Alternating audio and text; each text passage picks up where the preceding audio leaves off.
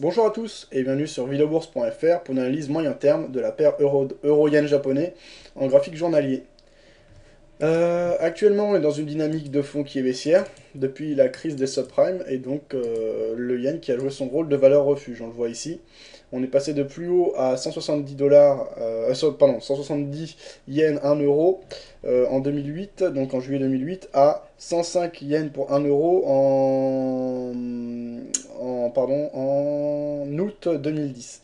Depuis, on a un peu corrigé et désormais, on a des cours qui s'élèvent à 112 yens pour 1 euro.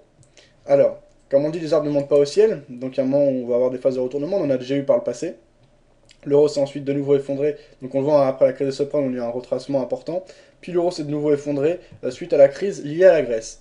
Alors actuellement, techniquement, on a une certaine pression sur les résistances obliques baissières qui conduisent la tendance depuis plus de 2 ans, enfin depuis 2 ans maintenant. Plus de 2 ans, ouais, depuis l'été 2008. On voit qu'on a franchi à la hausse la trendline qu'on pouvait tracer en reliant les plus hauts de août 2008 de quasiment, c'est pas très précis mais on s'en approche. Moi comme j'ai dit souvent je préfère me servir de zone de résistance ou de support que de résistance et de support précis. Donc du 26 octobre 2009 puis du 14 mai 2010, pardon du 14 avril 2010. On a également retesté en octobre 2010 et ensuite on l'a franchi définitivement à la hausse le 18 janvier 2011. Donc on va s'en approcher. Voilà, ici donc on a une pression des acheteurs qui refait surface. Dans un même temps, on marque des plus bas de plus en plus haut. Donc là, on a un clair signal de faiblesse technique de la part des vendeurs. On revient désormais tester le support oblique baissier qu'on peut tracer en reliant les points hauts du 23 octobre 2009 et du 11 janvier 2010.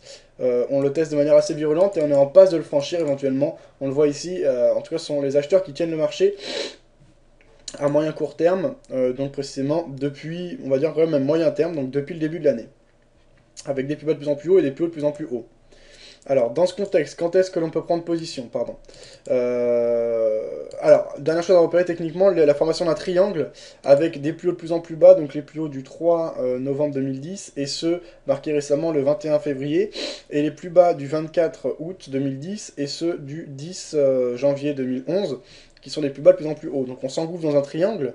Moi, je pencherais plutôt pour une sortie à la hausse de ce dernier, même si j'attendrai que les cours me prouvent qu'ils sont capables. Alors, je prends une position en cas de franchissement de sortie à la hausse du triangle, et si je veux placer un ordre dans l'attente, je le placerai au-dessus des précédents plus hauts qui avaient été marqués le 21 février, justement. Donc à 114,253. Donc pour replacer un buy stop, alors un objectif rapide, peut-être le ralliement de la base du triangle, donc à 115,39. Donc on pourrait chercher un objectif juste en dessous, à par exemple 115,30 ou 115,20, si on ne veut pas trop le serrer. Ou alors on peut chercher un objectif multiple, donc un premier objectif et ensuite on déplace son stop loss au break-even et on va chercher les retracements des 23,6%. À ce moment-là, ça confirmerait qu'on est sorti à la hausse et qu'on entre soit en phase de consolidation, soit en phase de correction. À ce moment-là, les rotations de Fibonacci seraient un outil tout à fait pertinent pour pour fixer ces objectifs.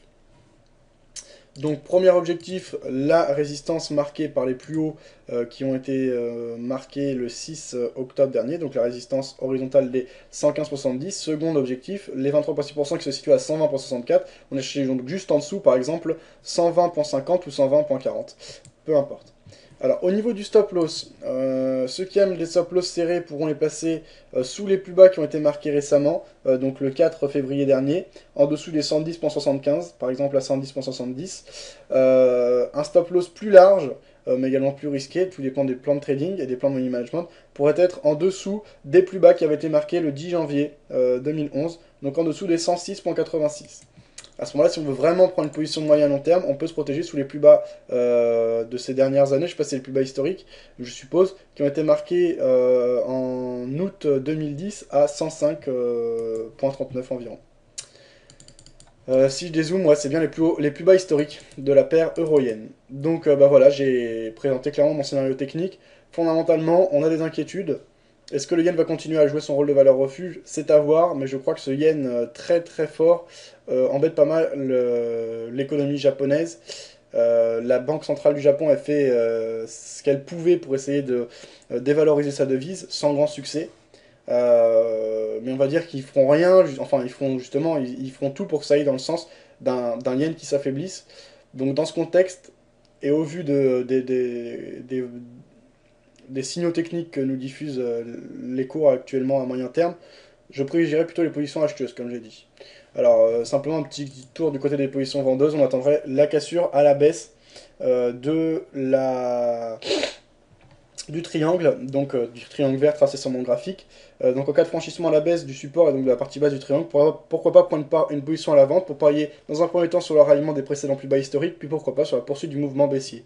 Ceux qui sont persuadés de la poursuite du mouvement baissier à moyen terme, sur l'euro face au yen, pourront prendre position assez rapidement si par exemple on a une grosse bougie baissière, une englobante ou une figure particulière, une figure chartiste particulière, parce qu'il ne faut pas oublier qu'on est tout de même dans une zone de support oblique baissier, moyen terme, assez crédible puisqu'elle